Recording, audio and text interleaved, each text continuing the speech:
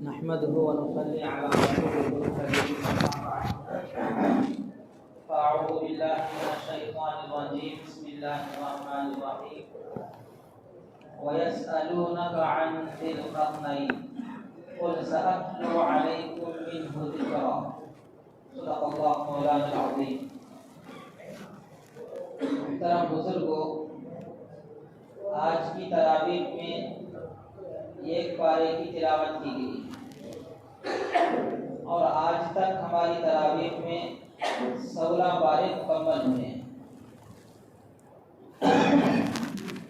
آج کی تراویح میں سورۃ الکہف کا آخری حصہ اور سورہ مریم اور سورہ طٰہٰ کی تلاوت کی گئی ہے. سورہ مریم میں حضرت مریم علیہ السلام کا تفصیلی واقعہ ذکر کیا گیا ہے کہ بغیر شوہر کے ان سے بیٹا پیدا ہوا حضرت عیسیٰ علیہ السلام، اور ان کے بارے میں عیسائیوں کے جو غلط عقائد تھے کہ ان کو وہ خدا تسلیم کرتے تھے یا خدا کا بیٹا مانتے تھے، اللہ تعالیٰ نے ان تمام باتوں کی اس صورت کے اندر تردید فرمائی ہے. سورۃ الکہف اس کے نازل ہونے کا ایک واقعہ ہے جس کو شان نزول کہتے ہیں. مکے کے کفار جب نبی کریم صلی اللہ علیہ وسلم کی دعوت کے سامنے بے بس ہو گئے، لاجواب ہو گئی، تو انہوں نے آپس میں مشورہ کیا کہ مدینہ منورہ میں یہودی علماء رہتے ہیں اور یہودی اہل کتاب ہیں، ان کے پاس آسمانی کتاب موجود ہے، ان کو کچھ اچھی باتوں کا علم حاصل ہے. اس لیے مکے کے کفار نے آپس میں مشورہ کر کے مدینہ منورہ کے یہودیوں کے پاس اپنا ایک وفد بھیجا، جماعت بھیجی، تاکہ وہ ان یہودی علماء کی حضرت نبی کریم صلی اللہ علیہ وسلم کے بارے میں رائے معلوم کریں کہ وہ محمد صلی اللہ علیہ وسلم کے بارے میں کیا کہتے ہیں اور کیا عقیدہ رکھتے ہیں. چنانچہ تاریخ اور تفسیر کی کتابوں میں لکھا ہوا ہے کہ 2 شخصوں کو ذمہ دار بنا کر روانہ کیا گیا. نمبر 1 نضر بن حارث، نمبر 2 عقبہ ابن ابی معیط. ان دونوں کو ذمہ دار بنا کر مدینہ منورہ بھیجا گیا. مدینہ منورہ جانے کے بعد انہوں نے یہودی علماء سے ملاقات کی اور نبی کریم صلی اللہ علیہ وسلم کے بارے میں ان کی رائے معلوم کی. تو یہودی علماء نے کہا کہ تم واپس مکہ مکرمہ جا کر نبی کریم صلی اللہ علیہ وسلم سے 3 سوال کرو. اگر وہ تینوں کا جواب دے دے سمجھ لو کہ وہ نبی نہیں ہے، اور اگر وہ تینوں میں سے کسی کا بھی جواب نہ دے تب بھی سمجھ لو کہ وہ نبی نہیں ہے. 3 میں سے 2 کا جواب دے دے اور 1 کا جواب نہ دے تب سمجھ لو کہ وہ سچا نبی ہے.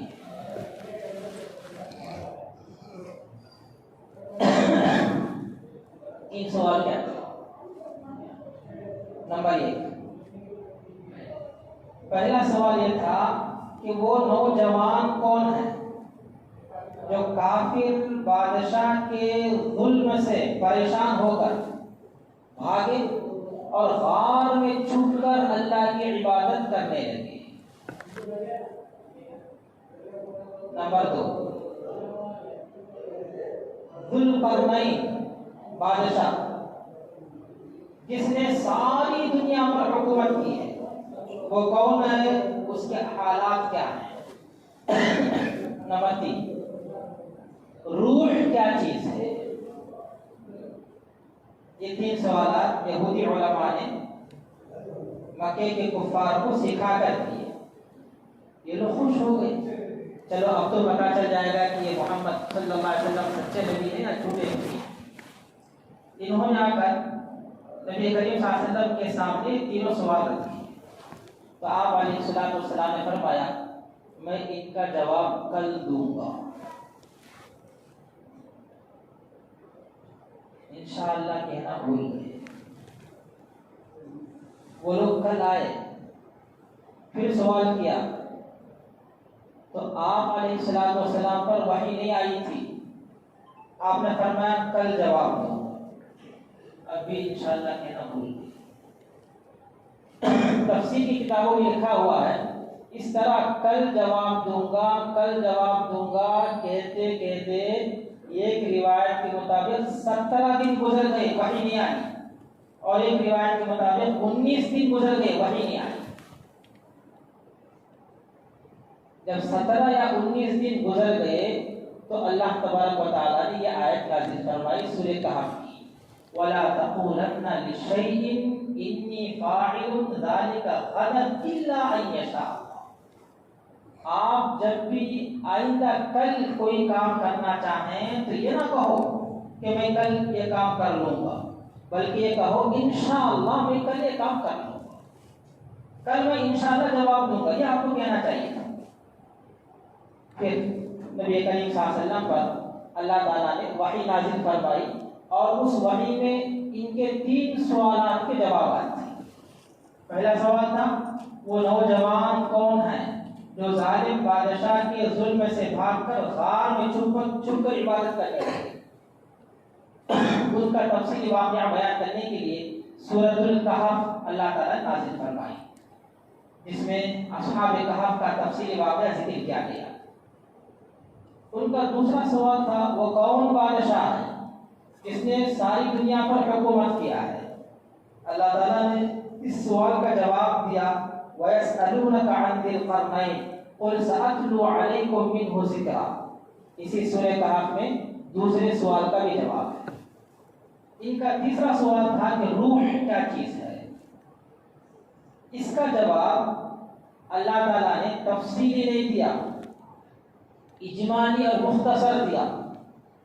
اور اس سے پہلے والی جو سورت ہے سورہ بنی اسرائیل، جس کو سورۃ الاسراء بھی کہتے ہیں، اس میں اس کا تذکرہ ہے. وَيَسْأَلُونَكَ عَنِ الرُّوحِ، لوگ آپ سے سوال کرتے ہیں روح کے بارے میں. جواب کیا ہے؟ قُلِ الرُّوحُ مِنْ أَمْرِ رَبِّي. بس روح میرے رب کا ایک حکم ہے. یہاں علماء نے ایک نقطہ لکھا ہے. اللہ تعالیٰ نے روح کے بارے میں جو سوال کیا گیا تھا اس کا تفصیلی جواب کیوں نہیں دیا، جبکہ اصحاب کہف کا تفصیلی واقعہ ذکر کیا اس کا جواب دیا، ذوالقرنین کا تفصیلی واقعہ ذکر کیا اس کا جواب دیا، لیکن روح کے بارے میں جو سوال کیا گیا تھا اس کا تفصیلی جواب نہیں دیا. کیوں؟ اس لیے کہ لوگوں کے پاس اتنا دماغ نہیں ہے، اتنی عقل نہیں ہے جو روح کی حقیقت کو سمجھ سکے. اس سے علماء نے ایک نقطہ نکالا ہے، وہ یہ ہے کہ ہر مسئلہ ہر آدمی کے سامنے بیان کرنے کا نہیں ہوتا. کچھ لوگ وہ ہوتے ہیں جو عقل کے اعتبار سے کمزور ہوتے ہیں، ناقص العقل ہوتے ہیں. ان کے سامنے باریک اور گہرے مسائل اگر بیان کیے جائیں گے تو وہ شکوک و شبہات میں مبتلا ہو جائیں گے. ایسا کیا ہو سکتا تو بھائی کو، ایسا تو بھائی کو. کمزور ایمان والے ہوتے ہیں. تو اللہ تعالیٰ نے روح کا تفصیلی جواب نہیں دیا. چنانچہ سورہ اخلاص ہے نا، قل هو اللہ احد، مکے کے کفار نے نبی کریم صلی اللہ علیہ وسلم سے سوال کیا تھا اللہ کیا ہے. سوال کیا ہے؟ اللہ کیا ہے. لیکن اللہ نے اس سوال کا جواب نہیں دیا اللہ کیا ہے. اللہ نے جواب دیا اللہ کون ہے. اللہ کیا ہے الگ چیز ہے، اللہ کون ہے الگ چیز ہے. اللہ کیا ہے، اللہ کی حقیقت کو ہم نہیں سمجھ سکتے، اس لیے اس کا جواب نہیں دیا گیا. اللہ کون ہے اس کا جواب دیا گیا. گویا اس کے تعلیم ہے کہ تم کو سوال یہ کرنا چاہیے کہ اللہ کون ہے. فرمایا قل هو اللہ احد، اللہ ایک ہے، اللہ الصمد، وہ بے نیاز ہے، لم یلد ولم یولد، نہ وہ کسی کا باپ ہے اور نہ وہ کسی کا بیٹا ہے، ولم یکن لہ کفوا احد، اور اس کا کوئی ہمسر اور شریک اور ساتھی اور پارٹنر نہیں. اسی طرح چاند کے بارے میں لوگوں نے سوال کیا تھا. یہ چاند گھٹتا بڑھتا کیوں ہے؟ دوسرے بارے میں یسألونک عن الاہلہ، لوگ آپ سے پوچھتے ہیں چاند کے بارے میں کہ چاند گھٹتا بڑھتا کیوں ہے، اس کی حقیقت کیا ہے؟ اللہ نے چاند کے گھٹنے اور بڑھنے کا جواب نہیں دیا، اس کی حقیقت نہیں بیان کی، بلکہ اللہ نے فرمایا چاند کا فائدہ معلوم کرو، قل ہی مواقیت للناس والحج، یہ چاند لوگوں کے لیے وقت معلوم کرنے کا ذریعہ ہے، حج کے ایام اور حج کی تاریخ معلوم کرنے کا ذریعہ ہے۔ چاند نکلا روزے شروع ہو گئے، چاند پھر دوبارہ دکھے گا روزے ختم ہو جائیں گے، عید منائی جائے گی۔ تو کوئی اللہ تعالیٰ ہم کو سکھاتا ہے کہ تم کو سوال ایسا کرنا چاہیے۔ تو بہرحال روح کا تفصیلی جواب اللہ پاک نے اس لیے نہیں دیا کہ روح کی حقیقت کو سمجھنے کی عقل ہم میں نہیں ہے، وہ دماغ ہم میں نہیں ہے، باقی دو چیزوں کا اللہ نے جواب دیا ہے۔ آج چونکہ وَيَسْأَلُونَكَ عَنِ ذِي الْقَرْنَيْنِ، ذو القرنین سے متعلق ایک رکوع کی تلاوت کی گئی ہے، اس کا مختصر سا واقعہ میں آپ کے سامنے بیان کر دیتا ہوں۔ تاریخ کی کتابوں میں لکھا ہے کہ 4 شخص ایسے گزرے ہیں جنہوں نے پوری دنیا پر حکومت کی ہے۔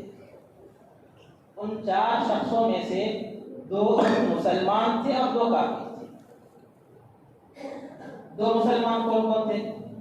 ایک تو حضرت سلیمان علیہ السلام تھے، انہوں نے پوری دنیا پر حکومت کی تھی، اور اللہ نے ان کے لیے ہواؤں کو مسخر کر دیا تھا، تابع بنا دیا تھا۔ وَسَخَّرْنَا لَهُ الرِّيحَ تَجْرِي بِأَمْرِهِ رُخَاءً حَيْثُ أَصَابَ، ہوا کو اپنے کنٹرول میں کر لیتے، اس پر سوار ہوتے، جہاں چاہے وہ چلے جاتے۔ حضرت سلیمان علیہ السلام۔ دوسرے جو مسلمان بادشاہ ہیں وہ ہیں سکندر ذو القرنین۔ اللہ نے ان کے لیے بادلوں کو تابع بنایا تھا، بادلوں کو اللہ نے ان کے مسخر کیا تھا۔ سلیمان علیہ السلام کے تابع ہواؤں کو کیا، انہوں نے ہوا پر سوار ہو کر پوری دنیا کا سفر کیا، حکومت کی۔ اور سکندر ذو القرنین نے بادلوں کو اللہ نے ان کے تابع کیا، تو یہ بادلوں پر سوار ہو کر پوری دنیا کا سفر کیا اور ان پر حکومت کی۔ 2 کافر بادشاہ گزرے، ایک نمرود اور ایک بخت نصر۔ یہ 4 کا نام تو آپ نے سنا ہوگا۔ ایک بات اور یاد رکھیے، قیامت کے قریب ایک ایسا شخص آئے گا جو نبی کریم صلی اللہ علیہ وسلم کی امت میں سے ہوگا، اور وہ پوری دنیا پر حکومت کرے گا۔ کون ہے؟ حضرت مہدی۔ حضرت مہدی امت میں سے ہوگا، نبی کریم صلی اللہ علیہ وسلم کی امت میں سے ہوگا۔ عیسیٰ علیہ السلام تو نبی ہے، تو حضرت مہدی قیامت تشریف لائیں گے اور وہ پوری دنیا پر حکومت کریں گے۔ قرآن کریم کی اس رکوع میں اللہ تعالیٰ نے سکندر ذو القرنین کے 3 سفر بیان کیے۔ اللہ تعالیٰ نے ان کو بادشاہت عطا فرمائی، اور غیر کے ملکوں کو فتح کرنے کے لیے جن اسباب اور وسائل اور طاقت اور قوت کی ضرورت تھی وہ سب اللہ نے ان کو عطا کیا۔ اِنَّا مَكَّنَّا لَهُ فِي الْأَرْضِ وَآتَيْنَاهُ مِن كُلِّ شَيْءٍ سَبَبًا۔ پہلا سفر انہوں نے کیا ہے مغرب کی طرف، جدھر سورج ڈوبتا ہے، وہ دنیا کا آخری کنارہ ہے، اس کے بعد دنیا ختم، سمندر ہی سمندر، اس کے آگے دنیا نہیں۔ جب وہ وہاں پہنچے تو وہاں پر ایک کافر قوم ان کو ملی۔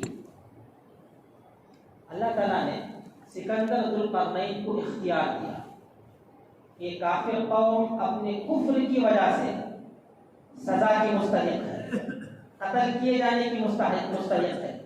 اللہ فرماتے ہیں قلنا یا ذا القرنین اما ان تعذب و اما ان تتخذ فیہم حسنا، اے ذو القرنین ہم آپ کو اختیار دیتے ہیں، تم چاہو تو کفر کی سزا میں ان کو قتل کر دو، تم چاہو تو ان کے ساتھ نرمی والا معاملہ برتاؤ کرو۔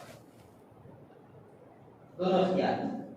حضرت سکندر ذو القرنین نے دوسرا اختیار اپنایا اور فرمایا میں دعوت دوں گا، دعوت کے بعد بھی اگر کوئی قبول نہ کرے، ایمان نہ لائے، تو پھر ہم اس کو سزا دیں گے، اور اللہ کے پاس اس کو لوٹایا جائے گا اور اللہ تعالیٰ دردناک ان کو عذاب دے گا۔ وَأَمَّا مَنْ آمَنَ وَعَمِلَ صَالِحًا، ہاں ہماری دعوت کو جس نے قبول کر لیا، ایمان لے آیا، اعمال صالحہ کر لیا، فَلَهُ جَزَاءً الْحُسْنَىٰ، اس کے لیے بہترین بدلہ ہے دنیا میں بھی اور آخرت میں بھی۔ پہلا سفر تھا مغرب کی جانب کا۔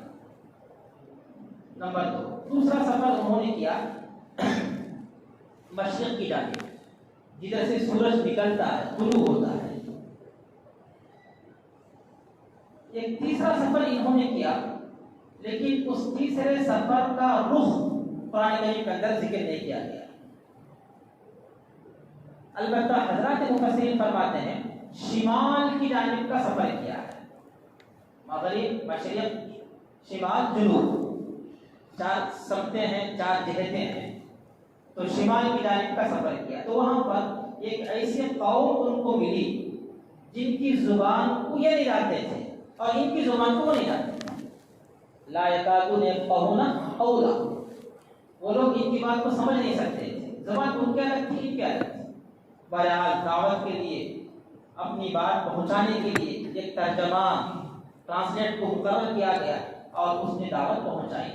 انہوں نے ان کی دعوت قبول کی، البتہ اپنی پریشانی رکھی کہ یہاں ایک قوم ہے یاجوج ماجوج، وہ ہم کو بہت تنگ کرتی ہے، جب چاہے وہ ہماری آبادی میں آ جاتی ہے، ہمارے مال کو چھین لیتی ہے، ہمارے جو مویشی ہیں، جانور، 4 پیر والے، ان کو کھا جاتے ہیں اور نقصان پہنچا کر چلے جاتے ہیں۔ ہماری آپ سے درخواست ہے کہ ان سے حفاظت کا کوئی آپ انتظام کریں، بندوبست کریں۔ ہماری رائے یہ ہے کہ ہم مال پیسہ چندہ کر کے آپ کو دیں گے، آپ ان کے اور ہمارے درمیان ایک مضبوط دیوار کھڑی کر دیں۔ حضرت سکندر ذوالقرنین نے کہا مجھے تمہارے پیسے کی ضرورت نہیں، ما مکنی فیہ خیر، اللہ نے جو اسباب مجھے عطا فرمائے ہیں، وسائل جو اللہ نے مجھے عطا فرمائے وہ بہت ہیں میرے پاس، البتہ فاعینونی بقوہ، مجھے افراد کی ضرورت ہے، کام کرنے والے ورکرز کی ضرورت ہے، مال کی ضرورت نہیں، تم افراد مجھے دو۔ چنانچہ لکھا ہے کہ ایک طرف پہاڑ، دوسری طرف پہاڑ، درمیان میں راستہ چلتا ہے۔ اب ان دونوں پہاڑوں کے درمیان ایک دیوار قائم کرنی ہے تاکہ یاجوج ماجوج اس آبادی میں نہ آ سکیں۔ اس کے لیے کرامت کے طور پر سکندر ذوالقرنین نے ادھر بھی لوہے کے بڑے بڑے تخت کھڑے کر دیے اور ادھر بھی لوہے کے بڑے بڑے تخت اور سریے کھڑی کر دیے، اور درمیان میں جو خالی جگہ تھی اس خالی جگہ میں بڑی بڑی لکڑیاں، چورا، جو کچھ اس پر ڈال دیا اور کہا کہ اس کو جلاؤ۔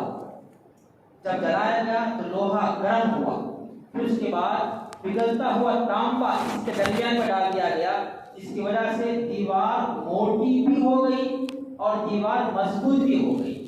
کتنی بڑی تھی، کتنی مضبوط تھی، اللہ فرماتے ہیں فَمَسْطَاعُوا أَن يَظْهَرُوهُ، وہ دیوار اتنی بڑی تھی کہ یاجوج ماجوج اس دیوار پر چڑھنا بھی چاہیں تو چڑھ نہیں سکتے تھے۔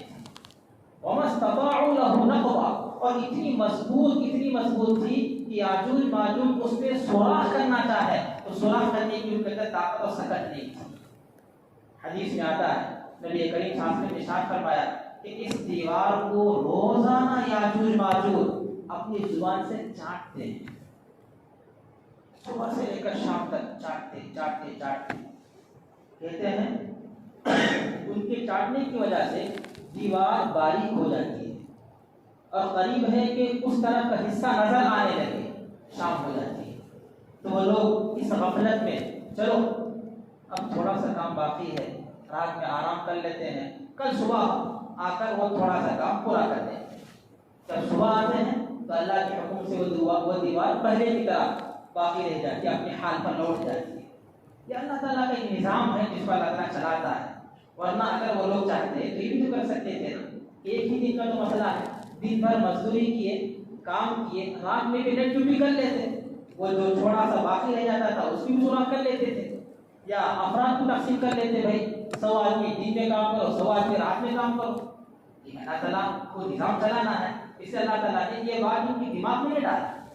ہاں جب قیامت قریب ہوگی تب اللہ تبارک و تعالیٰ ان کو یہ بات سکھائیں گے، تو وہ کہیں گے کہ چلو انشاءاللہ کل ہم یہ کام تمام کریں گے۔ یہ انشاءاللہ کی برکت یہ کیا، حالانکہ وہ کام کیوں لوگ انشاءاللہ ہم یہ کام کل تمام کر دیں گے۔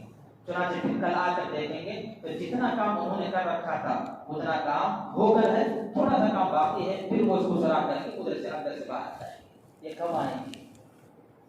جب عیسیٰ علیہ السلام باب لد پر دجال کو قتل کر دیں گے، مسلمانوں کو سب کو لے کر کوہ طور پر پہنچ جائیں گے، اس وقت یاجوج ماجوج باہر آئیں گے۔ بڑے فسادی لوگ ہیں، قرآن کا اللہ خود فرماتا ہے مفسدون فی الارض، زمین میں فساد مچاتے ہیں۔ یہ یاجوج ماجوج جنات نہیں ہیں، یہ انسان ہی ہیں، نوح علیہ السلام کے اولاد میں سے ہیں، لیکن طاقت اللہ نے ان کو جنات جیسی طاقت عطا کی ہے۔ شکل صورت ان کی جانوروں جیسی ہوتی ہے، جسم ان کا جانور کی طرح اور طاقت ان کی جنات کی طرح ہے۔ حضرت عیسیٰ علیہ السلام مسلمانوں کو لے کر کوہ طور پر پہنچ کر اللہ سے دعا کریں گے، یا اللہ یہ قوم مسلمانوں کو تنگ کر رہی ہے، تو ہی ان کو ختم کر دے۔ اللہ تعالیٰ ان کی دعا قبول فرمائیں گے اور ان میں سے ہر ایک کی گردن میں ایک دانہ، جسے ہم بولتے ہیں پھنسڑی، ایک دانہ نکل آئے گا، اور اس دانے کی تکلیف کو برداشت نہ کر کے سب مر جائیں گے، اور پوری زمین بدبو سے بھر جائے گی۔ پھر دعا کریں گے، اے اللہ رہا نہیں جا رہا، بدبو کو سنبھالا نہیں جا رہا ہے، تو اللہ تبارک و تعالیٰ کچھ پرندوں کو بھیجیں گے، اور وہ پرندے ان لاشوں کو اٹھا کر جہاں اللہ کا حکم ہوگا وہاں ان کو پھینک دیں گے۔ لاشیں تو چلی گئی لیکن بدبو ان کے اثرات باقی ہیں۔ پھر دعا کریں گے عیسیٰ علیہ السلام، تو اللہ تعالیٰ ان کی دعا کو قبول فرمائے گا، آسمان کو حکم دے گا اور آسمان بارش برسائے گا، تب جا کر یہ زمین بالکل ان کی گندگی سے، ان کی بدبو سے پاک صاف ہو جائے گی، پھر سب مسلمان دنیا کے اندر آباد ہوں گے۔ عیسیٰ علیہ السلام کا بھی دن انتقال ہو جائے گا، اس کے بعد پھر مسلمانوں میں آہستہ آہستہ کفر پھیلتا جائے گا، حتیٰ کہ ایک بھی اللہ اللہ کہنے والا دنیا میں باقی نہیں رہے گا۔ تب جا کر اللہ تبارک و تعالیٰ حضرت اسرافیل علیہ السلام کو سور پھونکنے کا حکم دیں گے، وہ سور پھونکیں گے تو قیامت برپا ہو جائے گا۔ دعا فرمائیں کہ اللہ تبارک و تعالیٰ تمام کو دین کا صحیح فہم نصیب فرمائے، قرآن سے سچی محبت اللہ تعالیٰ عطا فرمائے۔